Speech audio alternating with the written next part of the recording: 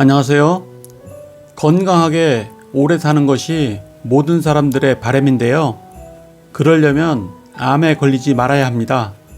그런데 암 중에서 비교적 착한 암이 있습니다. 바로 갑상선암인데요.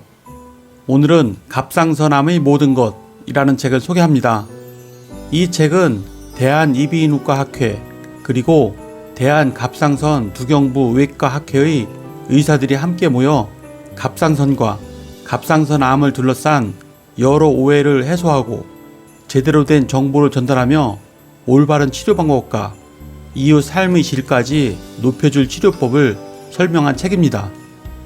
그러면 책의 주요 내용을 살펴보도록 하겠습니다.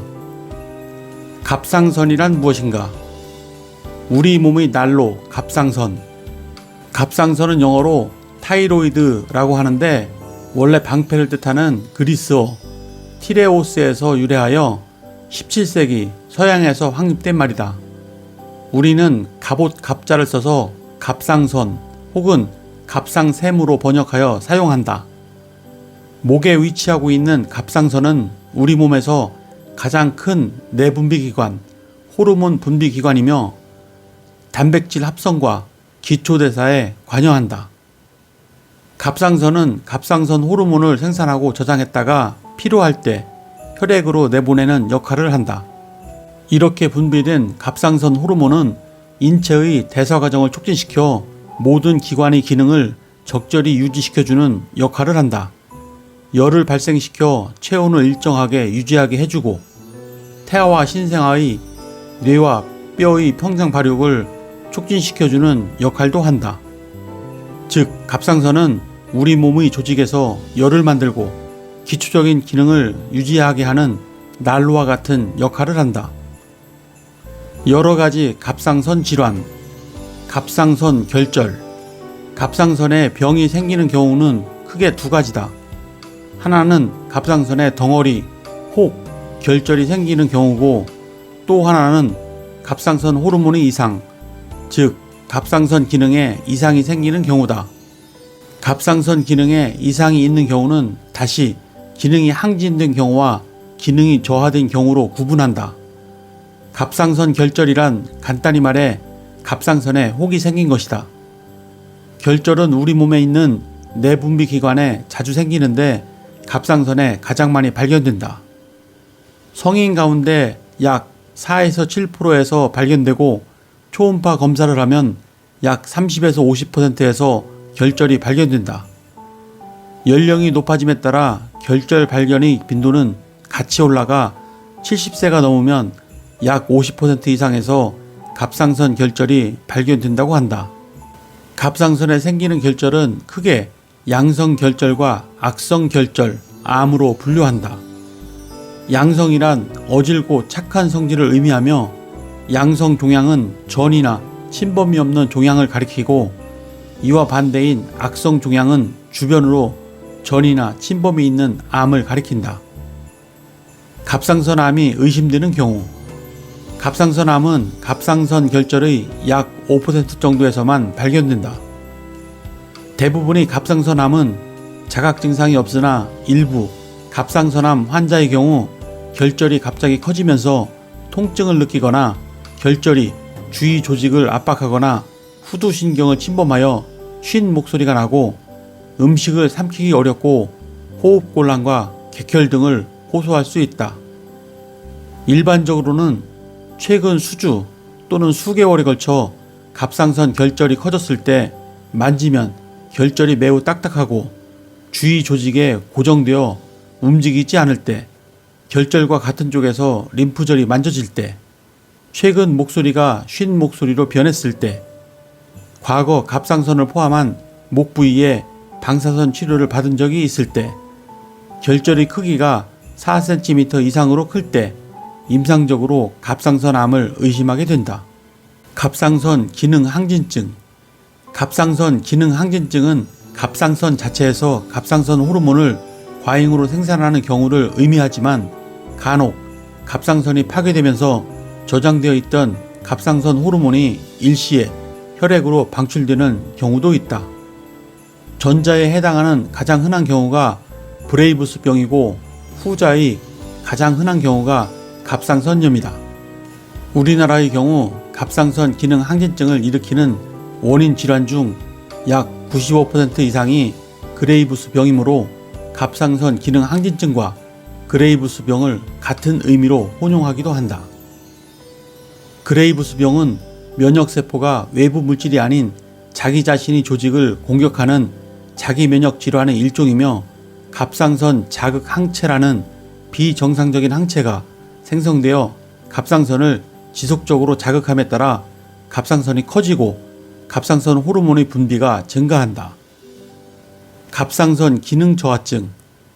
갑상선 기능 저하증은 갑상선 호르몬의 생성량이 감소하거나 말초 조직에서 갑상선 호르몬의 작용이 둔화되어 나타나는 병이다.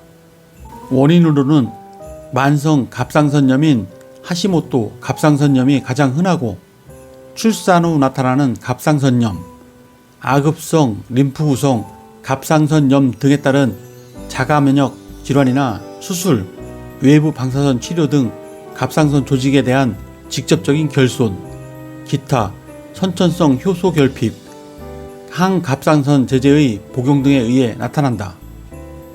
갑상선암의 원인은 무엇인가? 갑상선암은 유전자의 이상으로 생기는 경우가 많은데 유전자 이상은 술이나 담배보다는 주로 방사선 노출에 의해 유발된다. 이는 체르노빌 원자력 발전소 사고 지역에서 갑상선암 환자가 100배나 증가했다는 사실로도 확인할 수 있다. 그러나 방사선 노출이라고 해서 우리가 병원에서 찍는 엑스레이까지 걱정할 필요는 없다. 엑스레이 촬영으로도 방사선에 노출될 수 있지만 통상적으로 이 정도 노출과 갑상선암의 발생과는 관계가 없는 것으로 알려져 있다. 방사선 노출 말고도 부모가 갑상선암 환자일 때 자녀에게 갑상선암이 더 잘 생길 수 있다. 하지만 대부분의 경우 명확한 원인이 없다. 갑상선암의 치료. 갑상선암 최선의 치료 방법. 갑상선암은 치료가 잘 되는 암이라 다른 암처럼 5년 생존율을 따지는 게 별로 의미 없다고 말한다. 국가암정보센터에서는 2010년 기준으로 갑상선암의 5년 생존율이 99.8%라고 발표했는데 이러한 우수한 치료 결과는 수술에 기반을 두고 있다. 갑상선암 치료에서 효과가 가장 확실하고 비용도 적게 들며 가장 중요한 1차적인 치료 방법은 수술이다. 초기에 갑상선암 수술은 암 수술하면 떠오르는 무섭고 아주 어려운 수술이 아니다. 물론 합병증이 전혀 없는 것은 아니지만 갑상선암 수술 후에 생기는 합병증은 대부분 약물 치료나 시술로 해결이 가능하다. 갑상선을 모두 절제했다면 이제부터 매일 갑상선 호르몬을 복용해야 한다. 갑상선 호르몬의 혈중 농도를 정상 범위보다 높게 유지하면 갑상선암 세포의 성장이 억제되는데 이를 갑상선 호르몬 억제 요법이라고 한다. 갑상선암을 수술하지 않고 약물로 치료할 수 있는 방법은 아직까지는 수술 없이 갑상선암을 치료할 수 있는 약물은 없다. 대부분의 갑상선암은 간단한 수술로 치료가 잘 되며 간혹 발생하는 수술로 완치하기 힘든 드문 종류의 갑상선암에 대해서는 약물 치료의 도움을 받기 위한 연구가 한창이다. 그렇지만 아직까지는 수술을 피할 수 있을 만큼 효과적인 치료약은 개발되지 않고 있다. 갑상선암 수술 후에는 꼭 갑상선 호르몬을 복용해야 하나? 양쪽 갑상선을 전체 절제했다면 반드시 갑상선 호르몬을 먹어야 한다. 갑상선 호르몬을 평생 복용하는 것에 부담을 가지는 환자들이 많다. 하지만 그냥 비타민을 먹는다고 생각하고 복용하면 좋을 것이다. 갑상선 호르몬은 아침에 일어나서 공복에 먹는 것이 좋고 우유나 주스와 같이 먹는 것은 피한다. 한쪽 갑상선만 절제했고 혈중 갑상선 호르몬 농도가 정상이라면 갑상선 호르몬을 복용하지 않아도 된다. 그러나 갑상선 기능 검사상 이상이 있다면 갑상선 호르몬을 복용해야 한다. 네, 이상으로 책의 주요 내용을 살펴보았고요. 언론을 통해서 갑상선암 검사와 치료에 대해 많은 논란이 벌어지고 있습니다. 과잉 진단과 과잉 치료라는 의견과 아무리 느릿느릿 진행한다고 해도 암은 암이기 때문에 반드시 적절한 치료가 필요하다는 의견이 팽팽하게 맞서고 있습니다. 이 책은 갑상선 암에 대해 가장 정확하게 일반인들이 이해하기 쉬운 내용으로 쓰여 있습니다.